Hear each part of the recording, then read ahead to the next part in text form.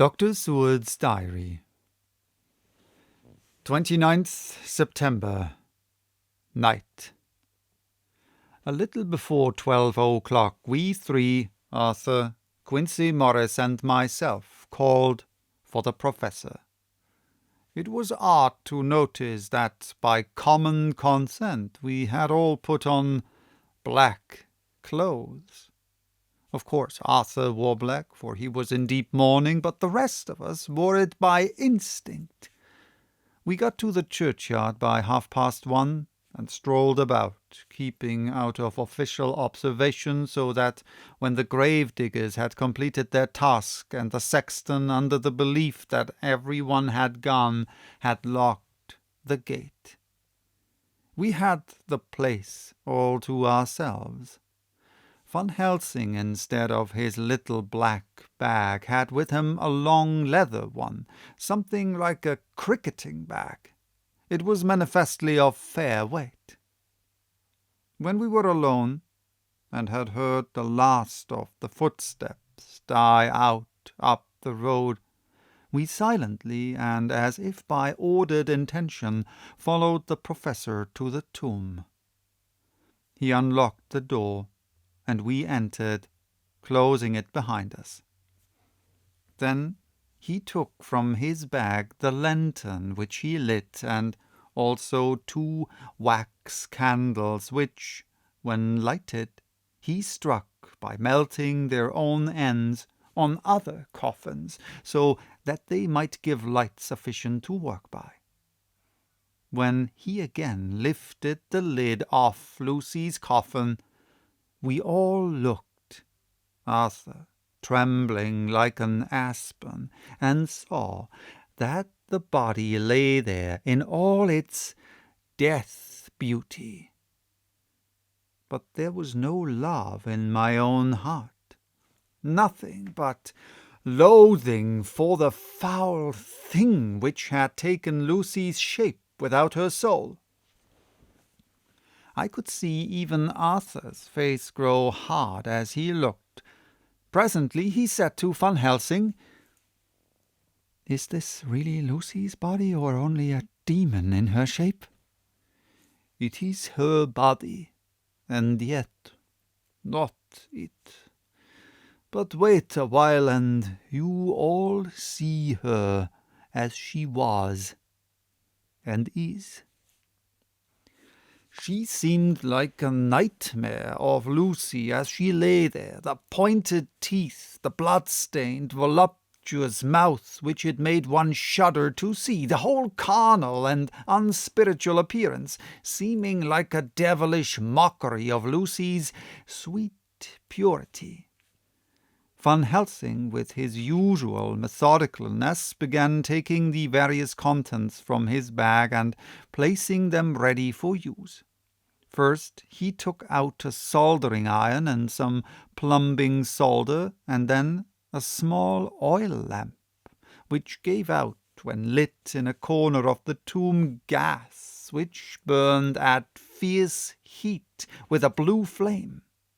Then his operating knives, which he placed to hand, and last a round wooden stake, some 2½ or 3 inches thick and about 3 feet long. One end of it was hardened by charring in the fire, and was sharpened to a fine point. With this stake came a heavy hammer, such as in households is used in the coal cellar for breaking the lumps. To me, a doctor's preparations for work of any kind are stimulating and bracing, but the effect of these things on both Arthur and Quincey was to cause them a sort of consternation. They both, however, kept their courage and remained silent and quiet. When all was ready, Van Helsing said, "Before we do anything, let me tell you this. It is out of the lore and experience of the ancients, and of all those who have studied the powers of the undead, when they become such, there comes with the change the curse of immortality. They cannot die, but must go on age after age, adding new victims and multiplying the evils of the world, for all that die from the preying of the undead becomes themselves undead, and prey on their kind, and so the circle goes on ever widening, like as the ripples from a stone thrown in the water. Friend Arthur, if you had met that kiss which you know of before poor Lucie died, or again last night when you opened your arms to her, you would in time, when you had died, have become Nosferatu, as they call it in Eastern Europe, and would all time make more of those undead that so have filled us with horror. The career of this so unhappy dear lady is but just begun. Those children whose blood she suck are not as yet so much the worse, but if she live on, undead, more and more they lose their blood, and by her power over them they become to her. And so she draw their blood with that so wicked mouth. But if she die in truth, then all cease. The tiny wounds of the throats disappear, and they go back to their place, unknowing ever of what has been. But of the most blessed of all, when this now undead be made to rest as true dead, then the soul of the poor lady whom we love shall again be free. Instead of working wickedness by night and growing more debased in the assimilating of it by day, she shall take her place with the other angels. So that, my friend, it will be a blessed hand for her that shall strike the blow that sets her free. To this I am willing. But is there none amongst us who has a better right? Will it be no joy to think of hereafter, in the silence of the night when sleep is not, it was my hand that sent her to the stars, it was the hand of him that loved her best, the hand that of all she would herself have chosen, had it been to her to choose? Tell me, if there be such a one amongst us. We all looked at Arthur. He saw, too, what we all did, the infinite kindness which suggested that it should be the hand which would restore Lucie to us as a holy and not an unholy memory. He stepped forward and said bravely, though his hand trembled and his face was as pale as snow, "My true friend, from the bottom of my broken heart, I thank you. Tell me what I am to do, and I shall not falter." Van Helsing laid a hand on his shoulder and said, "Brave lad, a moment's courage, and it is done. This stake must be driven through her. It will be a fearful ordeal. Be not deceived in that, but it will be only a short time, and you will then rejoice more than your pain was great. From this grim tomb you will emerge as though you tread on air. But you must not falter when once you have begun. Only think that we, your true friends, are round you, and that we pray for you all the time." "Go on," said Arthur hoarsely. "Tell me what I am to do." Take this stake in your left hand, ready to place the point over the heart, and the hammer in your right. Then, when we begin our prayer for the dead, I shall read him. I have here the book, and the others shall follow. Strike in God's name, that so all may be well with the dead that we love, and that the undead pass away. Arthur took the stake and the hammer, and when once his mind was set on action, his hands never trembled, nor even quivered. Van Helsing opened his missal and began to read, and Quincey and I followed as well as we could. Arthur placed the point over the heart, and as I looked, I could see its dint in the white flesh. Then he struck with all his might. The thing in the coffin writhed, and a hideous, blood-curdling screech came from the opened red lips. The body shook and quivered and twisted in wild contortions. The sharp white teeth champed together till the lips were cut, and the mouth was smeared with a crimson foam. But Arthur never faltered. He looked like a figure of Thor as his untrembling arm rose and fell, driving deeper and deeper the mercy-bearing stake, whilst the blood from the pierced heart welled and spurted up around it. His face was set, and high duty seemed to shine through it. The sight of it gave us courage, so that our voices seemed to ring through the little vault. And then the writhing and quivering of the body became less, and the teeth seemed to champ, and the face to quiver. Finally, it lay still. The terrible task was over. The hammer fell from Arthur's hand. He reeled and would have fallen had we not caught him. The great drops of sweat sprang from his forehead, and his breath came in broken gasps. It had indeed been an awful strain on him, and had he not been forced to his task by more than human considerations, he could never have gone through it. For a few minutes we were so taken up with him that we did not look towards the coffin.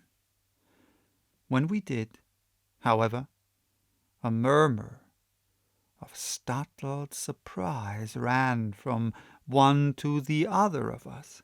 We gazed so eagerly that Arthur rose, for he had been seated on the ground, and came and looked too. And then a glad, strange light broke over his face, and dispelled altogether the gloom of horror that lay upon it. There, in the coffin, lay no longer the foul thing that we had so dreaded and grown to hate, that the work of her destruction was yielded as a privilege to the one best entitled to it, but Lucie, as we had seen her in her life, with her face of unequalled sweetness and purity. True that there were there, as we had seen them in life, the traces of care and pain and waste. But these were all dear to us, for they marked her truth to what we knew. One and all we felt that the holy calm that lay like sunshine over the wasted face and form was only an earthly token and symbol of the calm that was to reign forever. Van Helsing came and laid his hand on Arthur's shoulder and said to him, "And now, Arthur, my friend, dear lad, am I not forgiven?" The reaction of the terrible strain came as he took the old man's hand in his, and raising it to his lips, pressed it and said, "Forgiven.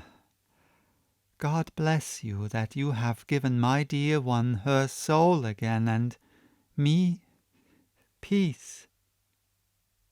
He put his hands on the professor's shoulder, and laying his head on his breast, cried for a while silently, whilst we stood unmoving. When he raised his head, Van Helsing said to him, "And now, my child, you may kiss her. Kiss her dead lips, if you will, as she would have you to, if for her to choose, for she is not a grinning devil now, not any more a foul thing for all eternity, no longer. She is the devil's undead. She is God's true dead, whose soul is with him." Arthur bent and kissed her, and then we sent him and Quincey out of the tomb. The professor and I sawed the top of the stake, leaving the point of it in the body. Then we cut off the head and filled the mouth with garlic. We soldered up the leaden coffin, screwed on the coffin lid, and gathering up our belongings came away. When the professor locked the door, he gave the key to Arthur. Outside the air was sweet. The sun shone, and the birds sang, and it seemed as if all nature were turned to a different pitch. There was gladness and mirth and peace everywhere, for we were at rest ourselves on one account, and we were glad, though it was with a tempered joy. Before we moved away, Van Helsing said, "Now, my friends, one step of our work is done, one the most harrowing to ourselves. But there remains a greater task, to find out the author of all this our sorrow, and to stamp him out.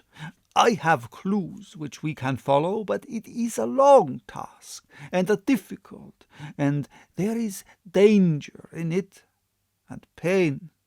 Shall you not all help me? We have learned to believe, all of us, is it not so? And since so, do we not see our duty? Yes, and do we not promise to go on to the bitter end?" Each in turn we took his hand, and the promise was made. Then said the professor as we moved off, "2 nights hence you shall meet with me and dine together at 7 of the clock with friend John. I shall entreat 2 others, 2 that you know not as yet, and I shall be ready to all our work show and our plans unfold. Friend John, you come with me home, for I have much to consult about, and you can help me. Tonight I leave for Amsterdam, but shall return tomorrow night, and then begins our great quest. But first I shall have much to say, so that you may know what is to do and to dread. Then our promise shall be made to each other anew, for there is a terrible task before us, and once our feet are on the ploughshare, we must not draw back.